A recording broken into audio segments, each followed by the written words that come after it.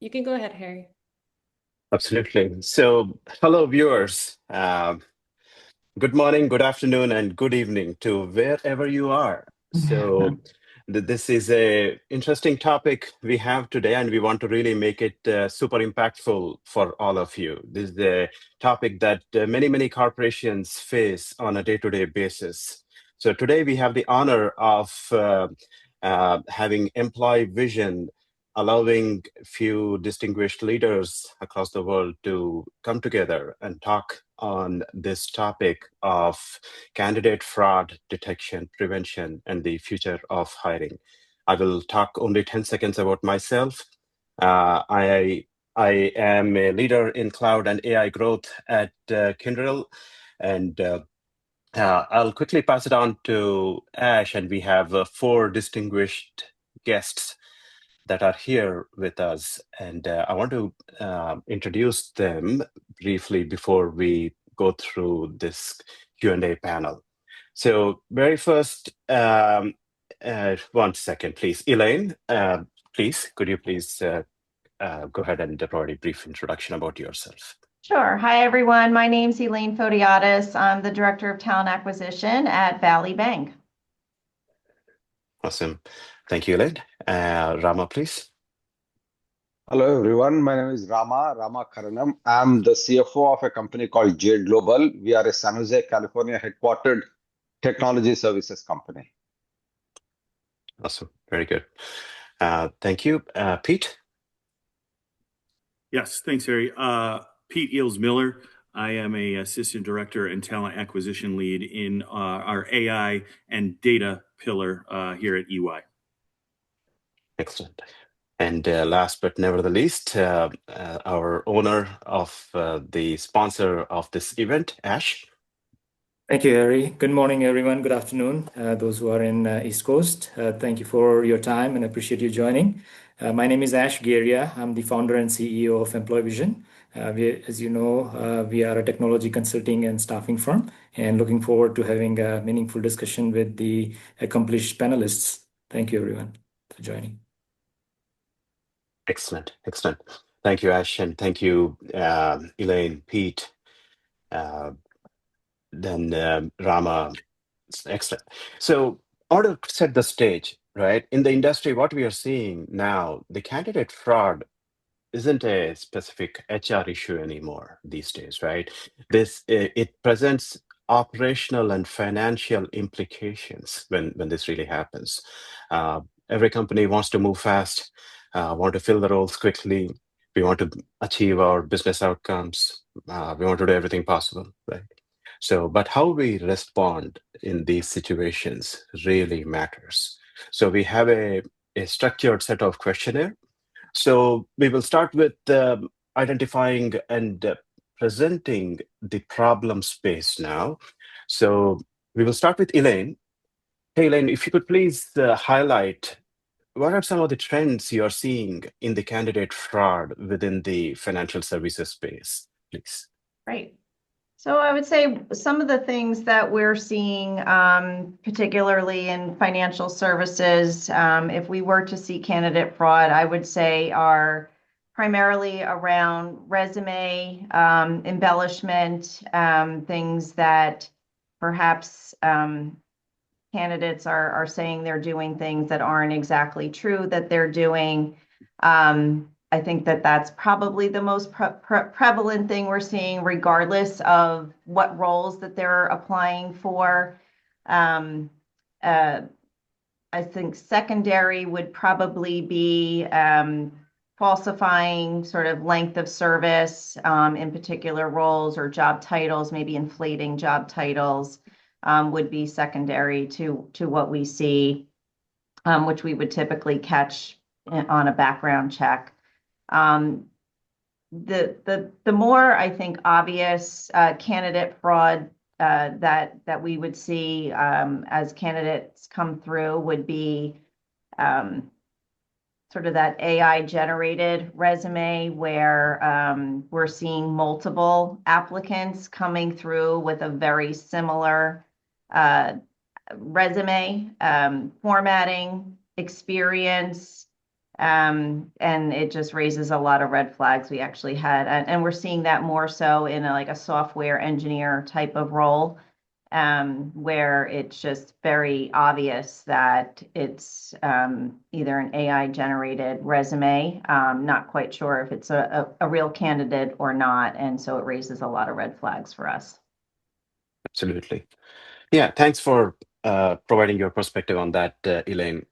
You're a leader in the financial services space in the hiring industry. Hearing directly from you matters a lot. So now we'll shift gears to the consulting world. We have Peter, who is the E&Y hiring leader. Peter, question for you. In the AI data hiring space, how prevalent are you observing any misrepresentation of technical skills? Well, if it wasn't highly prevalent, we wouldn't be on this call right now, right? I mean, I think that's why we're all here. Sure. So Yeah.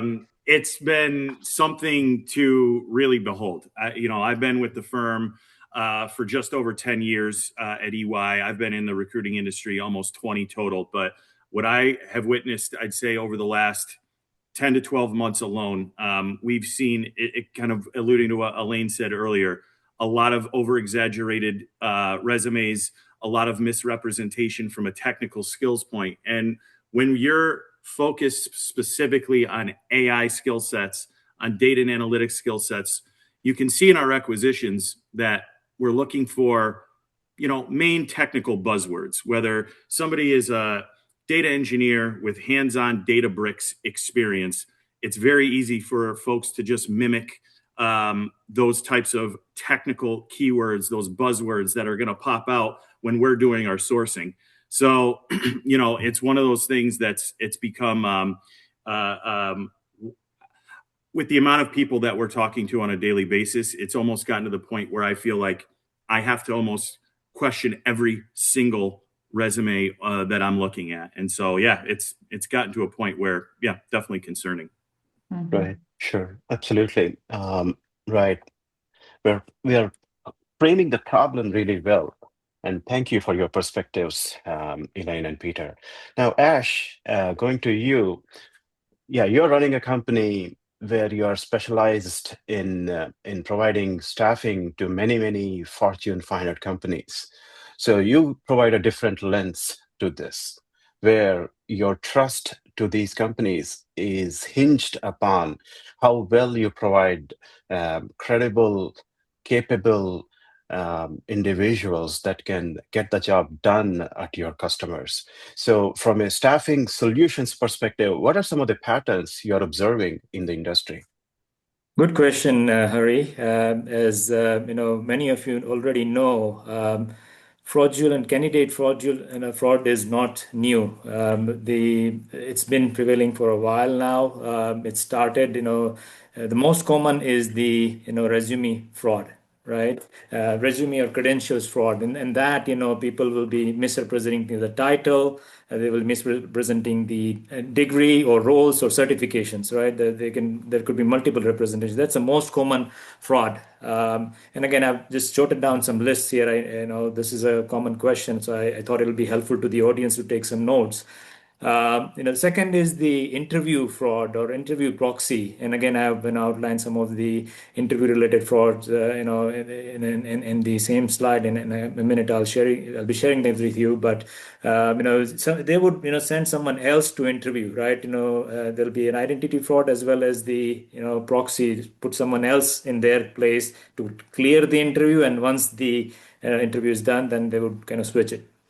Third is the AI enabled plagiarism. So basically, they would completely write the resume through AI. And these days, it's very easy. They can just upload the job description to the chat GPT and say, hey, help me write a resume based on this job. And it's within seconds, they can completely change their resume. So that's very, common these days as well. We've been seeing a lot of resumes, that are verbatim or very similar to the job description. And those are the flags that you could, identify. So a lot of candidates, unfortunately, are tempering the images as well, their identification, right? With AI, it's very possible. So that's another type of fraud. Sometimes location misrepresentation. I have been in situations, or I've heard stories from the, companies, not necessarily our client. I mean, we do a pretty good job to vet the candidate, but in some instances, they have hired candidate thinking that these are in United States, and apparently, one or two individuals were hired from North Korea. So it's a security issue as well.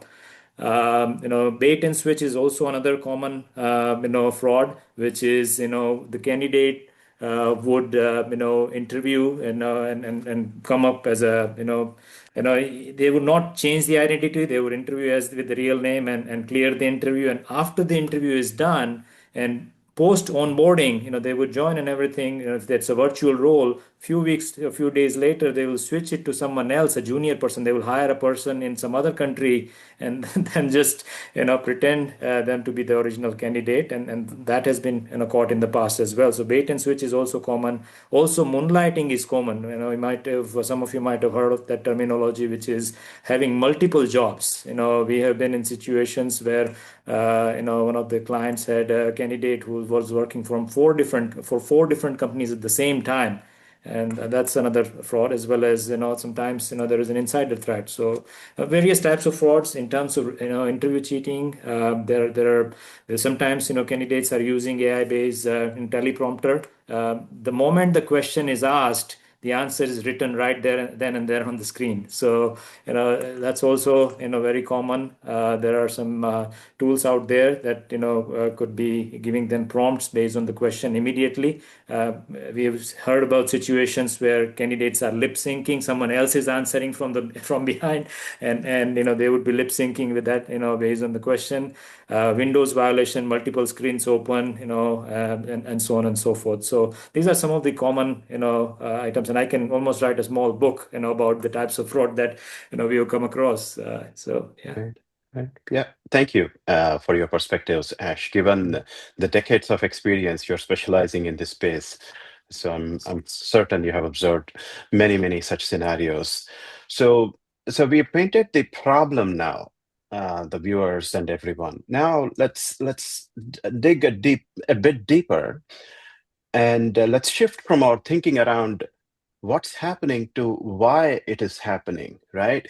Because if the candidate fraud is increasing, the very big uncomfortable question for all of us is, where exactly are our hiring systems failing to catch it, right? There are many organizations that have added more steps, more interviews. FANG companies do a lot more rigor in doing multiple loops. But clearly, in some industries, this is not directly translating into better detection, right? So where are the weak points in the hiring funnel? That will be our, and we shift into this area now. Where do we break down? So question to Rama, at what stage do you think most fraud cases actually are slipping through, right? If you really see there's a step around sourcing, followed by interviews, followed by onboarding. So where are you observing most of these problems, Rama? See, Hari, that's a good question. See, the problem is as companies are institutionalizing more and more controls, unfortunately, people are becoming more and more innovative on how these frauds could be conducted. See, we saw that long list that Ash has shown, right? And these are relatively new. This fraud was kind of possible to address early on, pre-COVID, when everyone needed to work from office.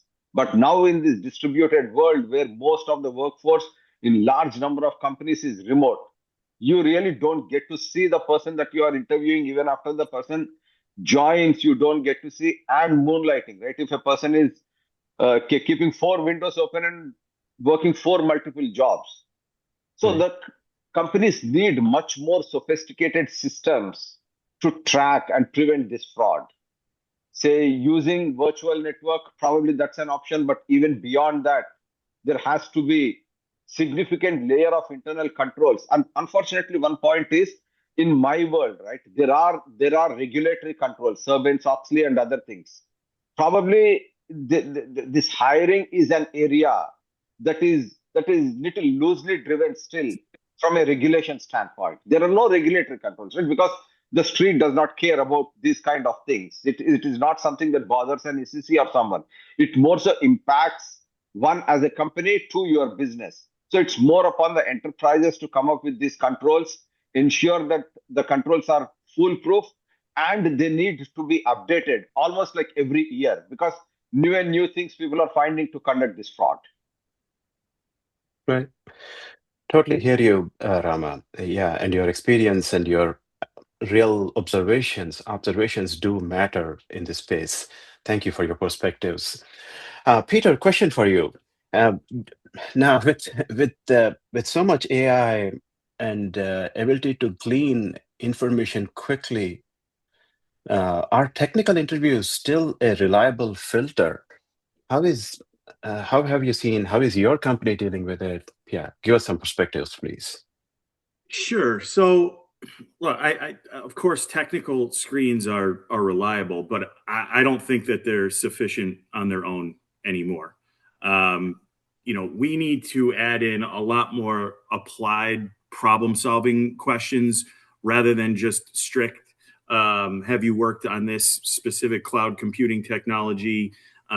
We obviously, from a recruiting standpoint, we're always looking to dig deeper and get out of yes or no questions, but when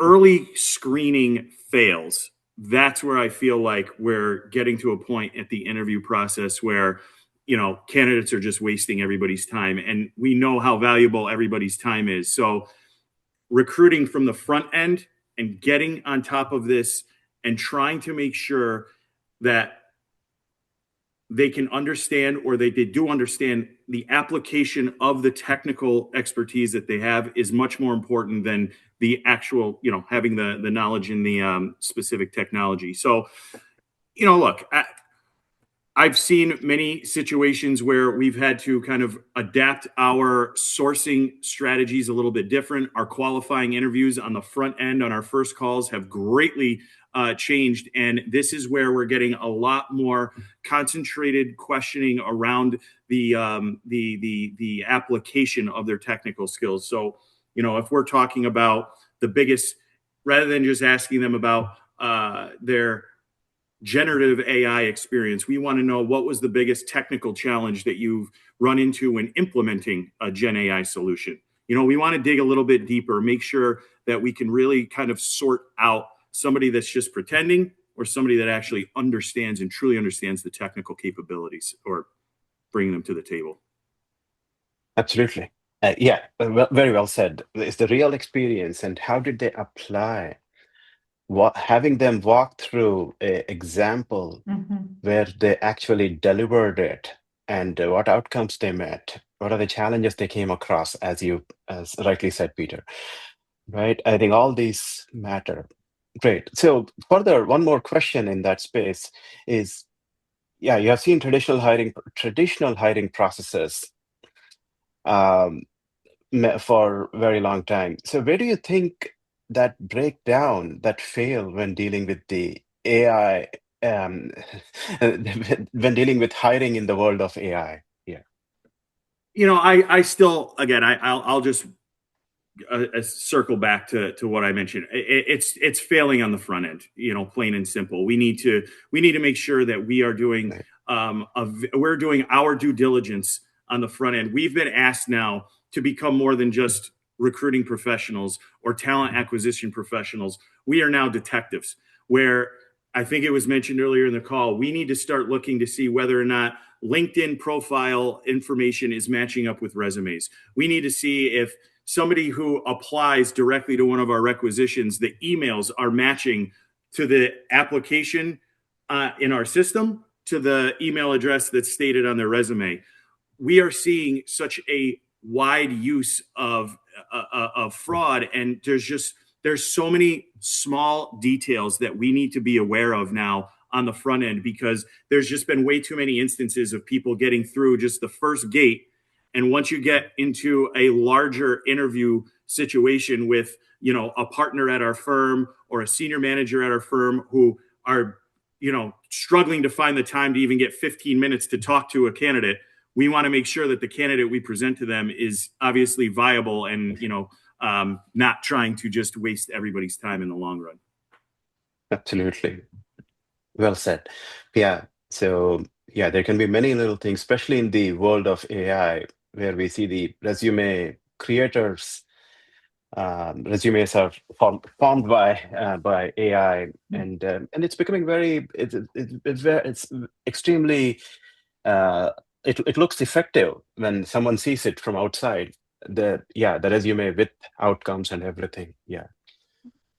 Okay, so to everyone, the viewers, right? So we painted the problem, and now we also focused around further diving deeper into where the hiring process actually breaks down. Now we'll go further into the hearing from the industry experts, talent leaders we have, right, around how the early detection signals really look like. So where do we really sense what are all the early signals that separate the noise from actual deception before it becomes a really costly mistake, right? A senior executive has only 15 minutes. You don't want to provide a incorrect resume. So let's dive deeper on that. So this can be a rapid fire style question. What's one red flag recruiters should never ignore? Probably, Elaine, you can take this, please. Sure. Yeah. I guess it depends on like what stage you're at. A couple of things. I think just making sure that the resume, even just from a formatting standpoint, that it doesn't appear that, pieces of the job description have been cut and pasted into it to just sort of lift the responsibilities from the job right into the resume to pick up certain keywords if you are using an AI type of tool to prioritize an applicant. I think that's something, even from a recruiter review, you need to just be really mindful and take a careful look through the entire resume, not just the first, couple of, not just the first page, go through the whole resume. I think at the phone screening stage, if you're doing it over the phone, it's sort of listening more intently on, does it seem like they're reading an answer? If you are doing a video screen, are they looking away in their answers? And we're, becoming, training our managers as well, because if they are not doing an in-person interview, and oftentimes the first round is a video interview, does it appear that they're looking, off to the side and reading a script of an answer? I think those are, sort of easy red flags to notice right from the start that there's something off with this candidate, that they can't speak authentically about their experience and provide sort of any in-depth answers or examples of how they've performed the work in the past. Yeah, great points. Yeah, are they confident enough, right? So, yeah, are they looking somewhere else for answers, and how often they see, right? Yeah, good, great points. Thank you, Elaine, for those perspectives. So, peeling the onion further, Rama, your views on distinguishing nervous candidates or deceptive ones. Any thoughts, please? See, again, as I said, right, these guys really come very well prepared. So probably with a nervousness factor, you cannot really identify during an interview. I'll quote few things based upon what we are doing as a company. Maybe that can help others. See, we are a global company. We have multiple locations, and again, post-COVID, hiring people across the country has become very common. But we made a conscious decision that, say, outside of the 5 centers that we have across the country, don't hire more than 20% of the people. So we kind of limited the problem. So that kind of helped us. And also to help our talent acquisition team, we started using some AI tools, because initially virtual interviews are unavoidable. You start virtually, say phone call followed by a couple of video interviews before you call in people to your office. So for this process, we started using certain AI tools, which kind of they are deployed in the machines when the interviews happen. If the candidate is not looking at the screen for more than 10 seconds, that's a big sign for you, because he's looking for responses. Again, the promptness of the response. If it is not prompt enough, then he's hearing through someone or from something on the side. So these are some of the things. Using these AI tools as part of the interview process helps arrest the problem at the but the bigger solution is limit the number of candidates that you hire virtually and allow them to work virtually. Probably that's a difficult solution, but I think that's the way to go as we move forward. Yeah, I like that solution, really. Yeah, but given the world we live in, I think it's probably next to impossible to minimize applicability of virtual candidates.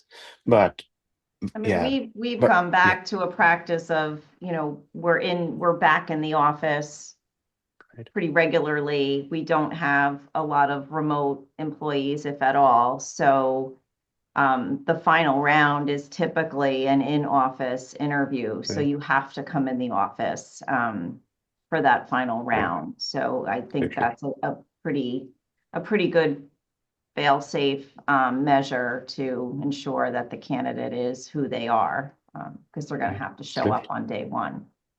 Right.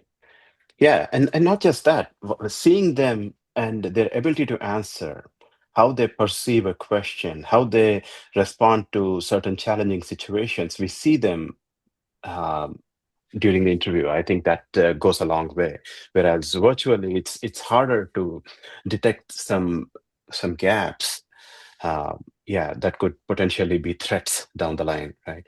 So great points. Thank you, Elaine. Ash, question for you.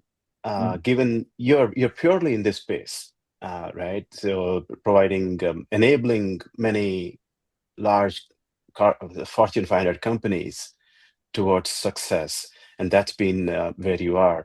What are some of the patterns um, you and your highly brilliant team of recruiters can be trained upon so that they can spot this quickly? No, absolutely. Good question. So this is a very important topic, and this is not only HR's job these days to be able to identify and detect. When I say HR, talent acquisition being part of HR division is why I'm aligning it with HR. But talent acquisition recruiting team should be highly prepared. They should anticipate, what are the types of frauds that are out there, and that they could be facing, although their interview process supposedly is foolproof, but they will need to learn about various frauds that are out there. And also not only HR, but also I would encourage the company's IT team, which is CISO, Chief Information Security Officer, to begin with. They should be thinking about, besides protecting their company from the cyber attacks, one thing that they should look at is foolproofing their hiring and onboarding process from a technology standpoint, to be able to avoid those identity frauds and candidate frauds during the interview process. Same thing with CIO and CTO need to allocate a budget to be able to utilize certain tools that will obviously rule out some of the candidate fraud. So that's one thing. But from a pattern standpoint, to answer your question, there are various things that recruiters need to look out, because we as a recruiting company have the moral obligation to be able to help our clients minimize their time in the interview process. Recruiting is about three things at a high level. Number one is time to fill. Second Right. is cost per hire, and third is quality or attrition, right? So if there is a fraudulent candidate, time to fill could be quick and they could game the system and get the job quickly, But then at the end of the day, the second two outcomes of recruiting, which is the cost per hire, it's going to be very costly for the company to hire a wrong candidate. And third is the attrition. If they are caught, they will have to replace that person, and it'll be a quality issue and also a lot of security issues. So train the recruiting team, anticipate all these potential frauds, and also learn about it. And that is going to based on the candidate behavior during the interview I would encourage recruiters to spend maybe 2 more minutes or 3 more minutes observing the resume. Don't just go by the keywords and just start calling the candidate. Take a deeper dive on resumes line by line. Just 2 to 3 minutes will show you some obvious flags in the resume, and then questioning the candidate based on those directly.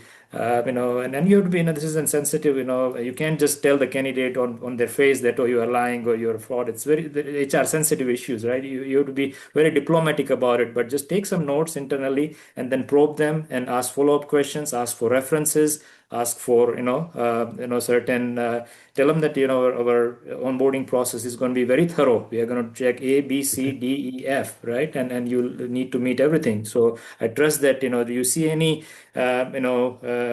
challenges in clearing these rounds of checkpoints, right? And then those kind of things might sometimes scare away the fraudulent candidates. So just to take care of the basics. Absolutely. Yeah, and I must say, Employvision does a pretty good function in this area, and patiently hearing the candidates, looking at their patterns of their behavior, looking at their resume and everything. So everyone, so far we have focused on detection, catching issues as they surface, right? Our prior topic has been early detection signals, which is catching issues. But detection is inherently reactive. The moment we detect something, we become reactive to it, right? The bigger shift we are seeing in organizations is the trend of moving away from hiring someone whom we trust to we need to move away from trust-based hiring to verification-based hiring. Yes, trust is important. Knowing someone is important. Verifying background, the credentials, identity, claims, and that's even more important. That brings us to the next topic of building a verification-first culture. So, question for Rama in this context. You've been an accomplished CFO. How do you justify investment in fraud prevention tools? It is inevitable, right? It is like, see, it is part of the hiring cost. Do not consider it as an incremental cost. If you are spending, say, $1 towards hiring, spend at least another 20-30% of that towards appropriate screening mechanisms, verification mechanisms, and cyber control, security and cyber controls, which will help prevent. And the cost of not doing that is very high. See, we heard Ash saying that, right? The cost of having a wrong candidate or a fraudulent candidate, the cost of that is much bigger. Not only there is a replacement cost, but also the impact on the business because of having such a candidate. If you are a professional services firm like what we are, or like what you guys are, imagine a scenario where you deploy such candidate to work with your client on their very important financial systems. Right? It is not only a loss of face for you, but also it could result in significant liability situations. So spending that cost in order to make sure that you have enough screening mechanisms and controls is an absolute must. And that is not an area where you want to count pennies. You will end up spending more. Absolutely. Very well said, Rama. I think the impact of not having these prevention tools can have a lot more implications. So yeah, very well said. So great. So further peeling the onion on that, What's the financial risk? How do you quantify any metrics or something to quantify the financial risk of a bad hire due to fraud in your as a CFO, your views? Good question to CFO, right? It's honestly a tough one to quantify. It is like an insurance, right? Why do you buy an insurance, whether it is a commercial liability insurance or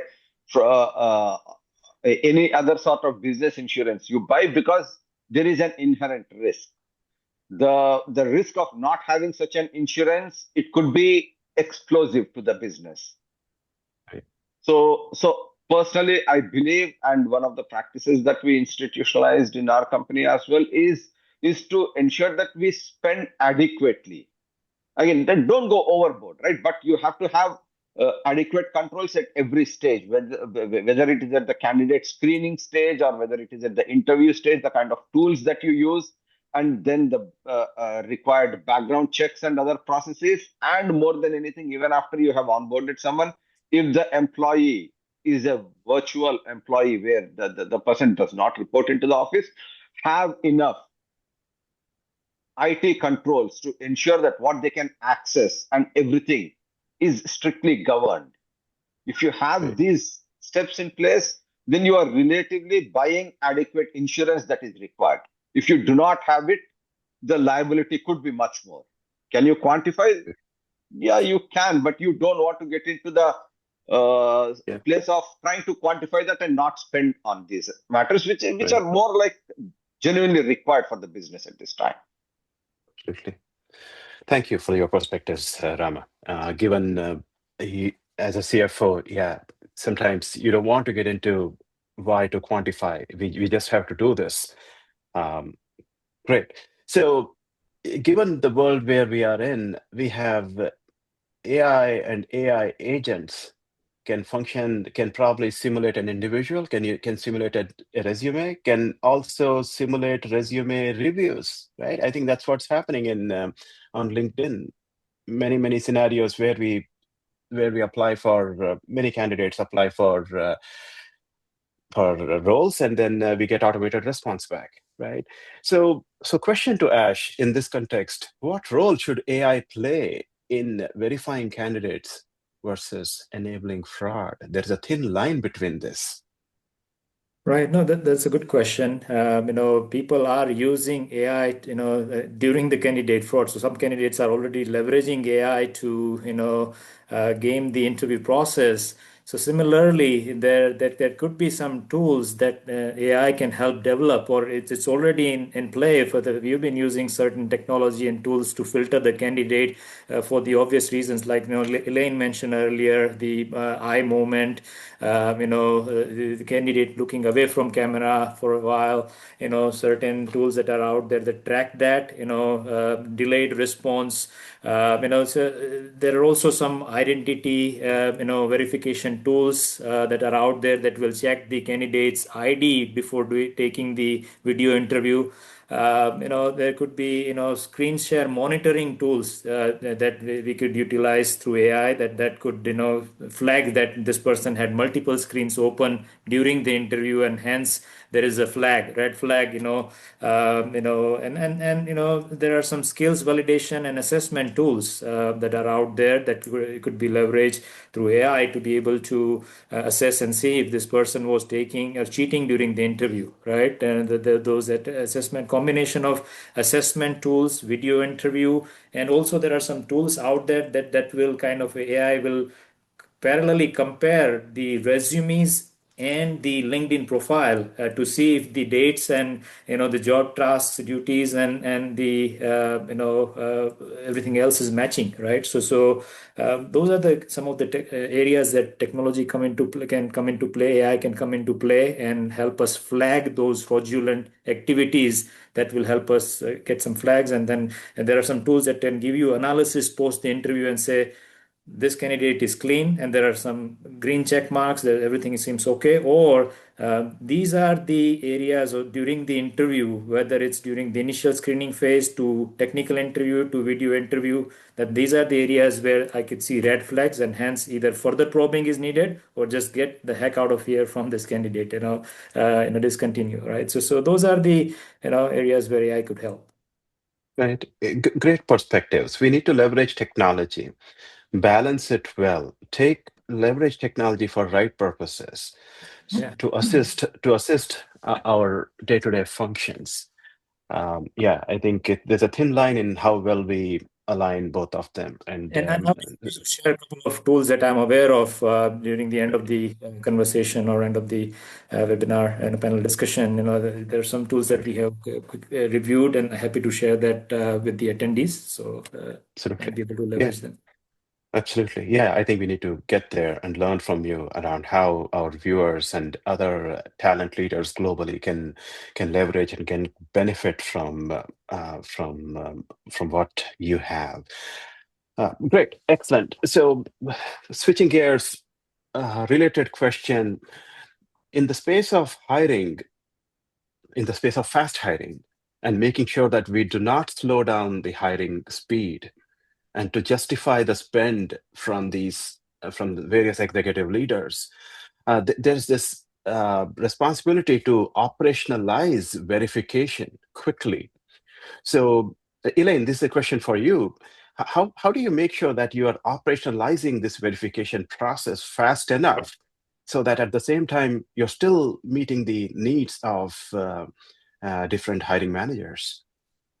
It's a good question. I'm sort of listening and learning some things myself. Some of the tools out there to just even do some of that more simplistic verification between what's on an application, a resume, and LinkedIn profile would be really helpful to automate that rather than have to do that manually. I certainly would operationalize and make that a much quicker process. I mean, right now we're doing that all manually, if we're doing that at all, and being that thorough in that verification. So I think implementing the tools where it makes sense, and I think what is allowable in your organization and in your industry. In banking, we're highly regulated. We're also a federal contractor, so we're subject to additional layer of regulation, and some of these tools are not even permitted in terms of our own hiring process. So in some cases where, kind of our hands are tied in terms of having to be very manual, and sort of lending to sort of human error, and sort of a slower process. But oftentimes, it allows for a more thorough process. And I think part of this conversation, kind of gives us all a little bit of job security, that there is still a need for human intervention in the hiring process, a very big need for human intervention. I makes me feel good, right? That we're all still doing good work, and that we can pick up the cues that perhaps, an AI tool would not pick up. And so I don't have a real answer on how we can operationalize it. I think there's a place for it in certain parts of the process, but there's also places where the human element of recruiting is still very valuable and will continue to be valuable. I'd love to hear from the other panelists on their perspective on that as well. I'll just add here, Hari and Elaine. See, this is not an area where you want to feel sorry subsequently, right? So even if it takes time, whether it is the screening, whether it is the background checks, whether it is leveraging technology, etc., set the expectations right to every stakeholder in the process. If it were to take, say, a couple of days more, that is all right. As I said, this is not an area you want to cut a sorry face later. The consequences of a fraudulent hire is much, much bigger and higher. So make sure that at the beginning, you establish your processes, you set the expectations, the timelines, turnaround, everything, and ensure that you stick to that. If it takes 5 days, it better take 5 days.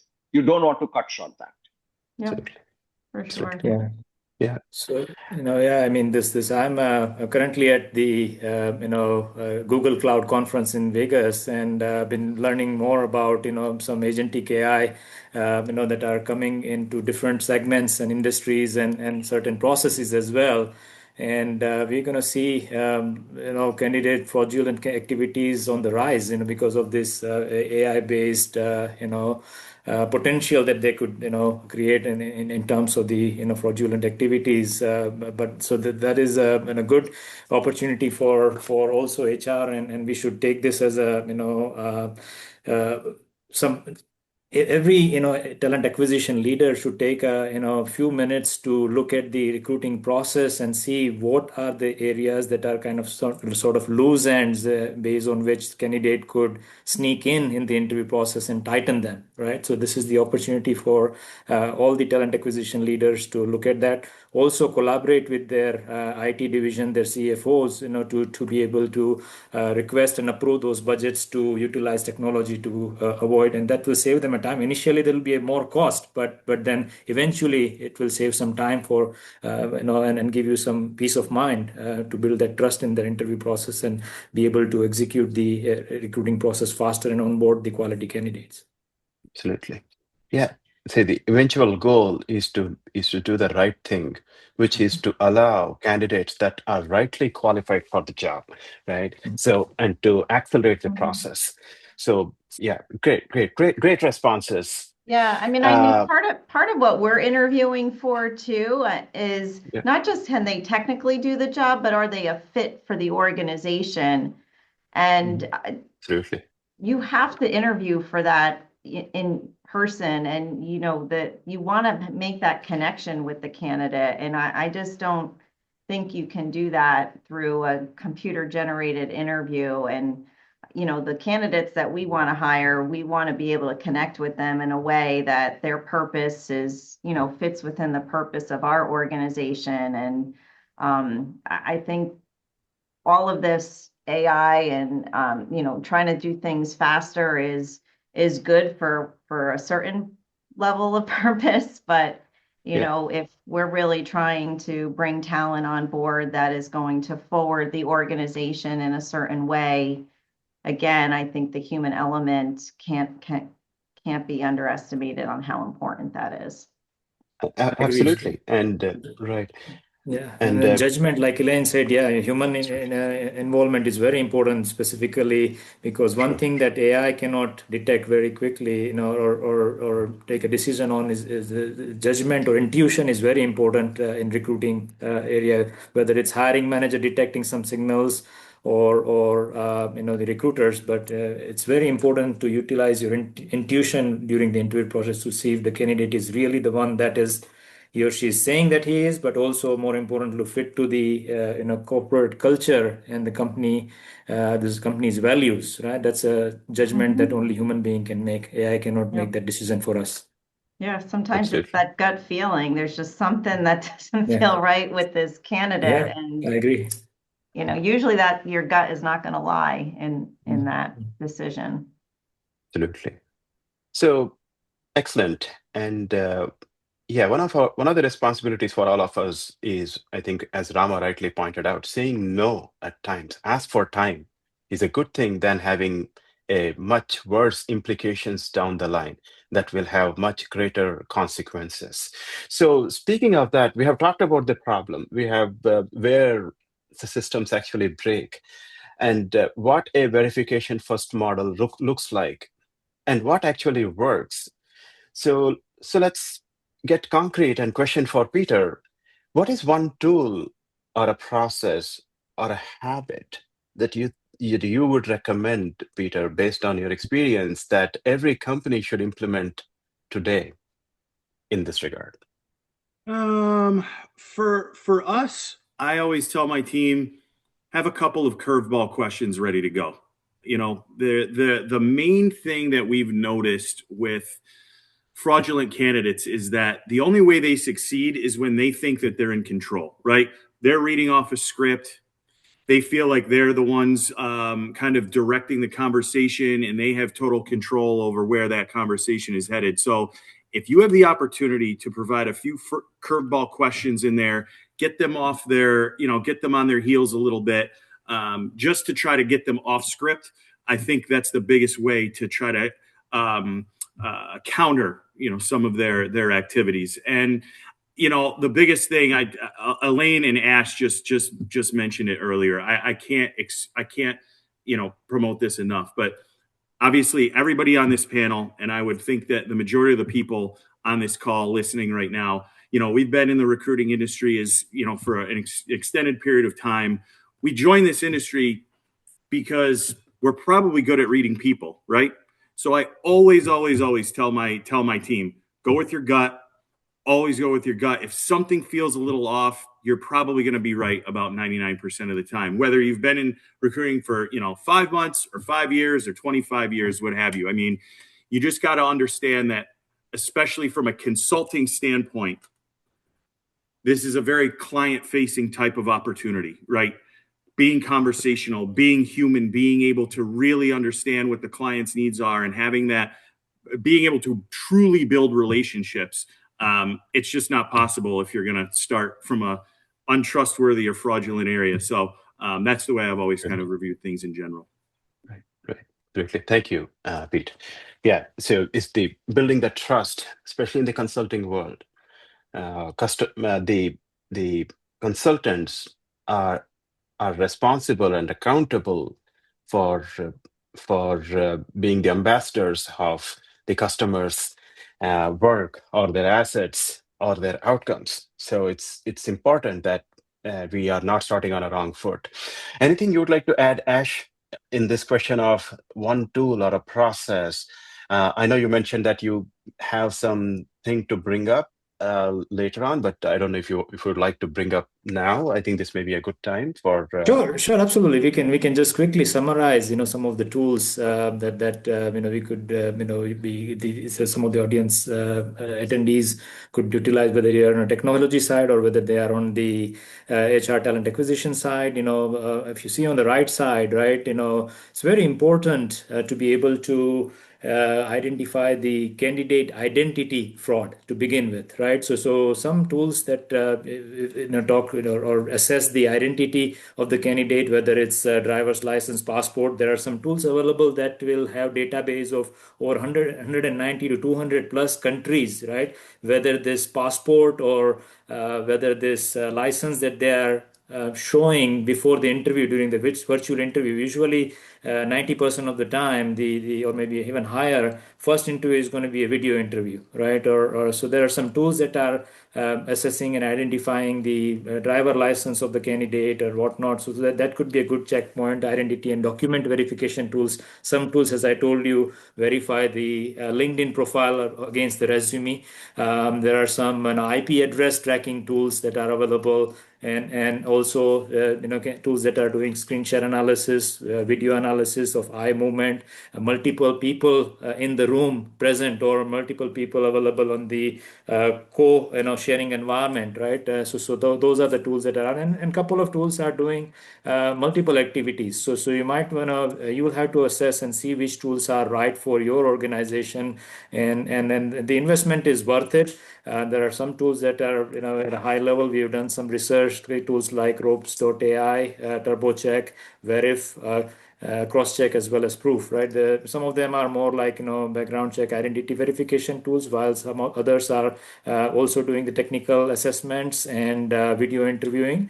So you can do some demo. I would strongly recommend talent acquisition, HR, as well as technology organization to collaborate and assess and discover the right tool. It's essential. And then again, secondly, very important to train your recruiting team with regards to the prevailing fraudulent activities or candidate frauds that are out there that I shared with in my earlier slide. Look at those and educate your recruiters that there could be similar frauds, and just be aware of those, and those kind of situations will save you some of you from future fraud activities. Excellent. Thank you, Ash. I have never even heard of some of those tools, so I appreciate providing this perspective and bringing your wealth of expertise in this area. So everyone, panelists, before I ask a final lightning round question with a 20 to 30-second response, wanted to leave this three key takeaways from this discussion, right? All of us. This is not a marginal problem anymore. The potential of candidate fraud is becoming more sophisticated, more scalable, and harder to detect with the advent of AI and many other situations. So I will not call this as a people failure. It is more at times, it can be perceived as a system failure. Adding more interviews or relying on recruiters' intuition is good. It's helpful, but it may not be foolproof. It's not going to work 100% of the time. The hiring model in itself, with those tools and intuition and multiple rounds of interviews, I think the combination of everything has to evolve. So, one last final question. What's the one action organizations should take in the next 30 days? 30 seconds each, please, if you can. Rama, please go ahead with this. What's that number one action, most important one that you recommend the companies should take in the next 30 days? See, when it comes to people hiring, right? Everyone is in a rush, Hari. One thing that I would probably mention this earlier. One thing I would say is just establish clear SLAs. Make sure that you do not compromise on the quality of the hire. You must ensure that you are not hiring a fraudulent candidate. So the first thing I would say is establish clear SLAs, ensure that there is enough buy-in. Otherwise, I see talent acquisition teams very easily getting under pressure. When you are under pressure, you dilute a lot of controls. Setting those SLAs, I think, will be of big help. Absolutely. Thank you. SLAs, KPIs. Yeah, absolutely. Very good. Thank you. Elaine, your thoughts, please. I would just suggest doing a health check, if you will, in terms of what your process is, in terms of verifying the identity of your candidate, and just make sure that it still makes sense, that it's thorough enough given the rise in candidate fraud, and just kind of do a health check to say, is this still sufficient? And ensure that the recruiting team is taking the time and not cutting corners because of the pressure to move faster and to move candidates through the process more quickly. Absolutely. Taking time is a good thing. Yeah, absolutely. Peter, please, your views. Sure. I would say prepare your teams, prepare yourself, train more, get everybody acclimated, because this situation, this rise, this epidemic, whatever you want to phrase it as, it's going to be here for the foreseeable future. So maybe more webinars like this, Ash, and we'll get more people involved. It'll be good. Absolutely. And just to quickly share my point, it's the taking the time to kind of strengthening to the pre-screening process, as well as the redesigning of the interview process, as I suggested earlier, to be able to make it more foolproof, right? Again, you won't have a full control. I was reading some of the remarks, and I know we have some questions coming out as well. We have limited time, but try to wrap up quickly. One of the individuals mentioned that could be legal implications as well. I completely agree with you. It's a legal risk as well, in addition to the financial risk, as well as the procedural risk, HR talent acquisition risk. And also, someone pointed out the compliance, with regards to the checking the identity. Yes, some of the states regulations, country regulations, limit us, from checking those IDs of certain candidates upfront. So that's something that we will be conscious about. Fully agree with that point. But yeah, just my 2 cents on that. Any questions that you would like to take? Do we have time, team?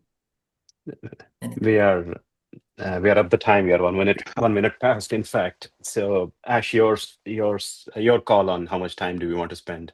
Maybe 2 to 3 minutes we can take. Yeah, just we'll take 1 or 2 more quick minutes, obviously, before we wrap up. Any quick questions that you would like to take, Hari, from the group? I think I would like to open up for our viewers. If anyone has any questions, please unmute yourself. They can unmute, right? I guess. Maybe just We reading are out ready. the question might be the best Sure. option. Got it. So any specific questions I can read them someone out. asked? Yeah, go ahead, Please, go Joanna. ahead. I think Joanna is helping us at the back end. Joanna, what question do we have So from the this audience? is for Pete. What are the earliest signals that a candidate may not be who they claim to be? What we see is if somebody is not willing to get on camera with us. Obviously, Yeah, that's again, obvious. things not matching up from LinkedIn profile to resume. But if somebody starts right off the bat, since again, EY is a very global firm, all the roles that we're filling are based all over the U.S. So we're constantly talking with folks, obviously through Teams or through Zoom. If somebody is unwilling to get on camera for the very first call, little bit of a red flag. I don't want to just call it off right there, but that's usually one of the earliest red flags for me, because again, consulting is all about client facing, both in the office and outside of the office too. Good point. One more quick question and then we'll wrap it up. Any other questions, Joanna? Yeah, so there was just one about how viable is it for organizations to partner with specialized firms that provide controlled in-person facilities for remote interviews, where candidates must appear at a local center using standardized equipment, and do the benefits in fraud prevention outweigh the potential downsides in cost, scalability, and candidate experience? So, I specific, what is will the... take that, Ash. Go ahead, It is an expense. There are such facilities. It is worth it. Again, as I said, right, you don't want to be sorry in an area like this. So if you cannot, for whatever practical reasons, cannot call the candidates to your office and interview, better utilize such centralized facilities. There are enough and more options available in different cities. Sounds good. Thank you, Rama. Let's wrap it up. If you can share the last, slide, Joanna. I wanted to thank everybody for taking the time out of your busy schedule and attending this webinar. Thank you so much, all the attendees, whether you are part of your technology team, talent acquisition team, HR finance team. Thank you so much, everybody, for joining and making this, meaningful for us. I also wanted to thank all the panelists, Elaine, Peter, Rama, and Hari. Hari, thank you so much for moderating this webinar as well. And also, thanks everybody once again. If you have any questions, need any consultation, would like to bounce off any ideas, happy to talk. Feel free to reach out through LinkedIn. And I look forward to connecting with all of you. Thank you so much. Appreciate your time. This is Ash Geria, and wrapping up. Thanks, everyone. Thank you. Thanks, Hari. Thanks, everyone.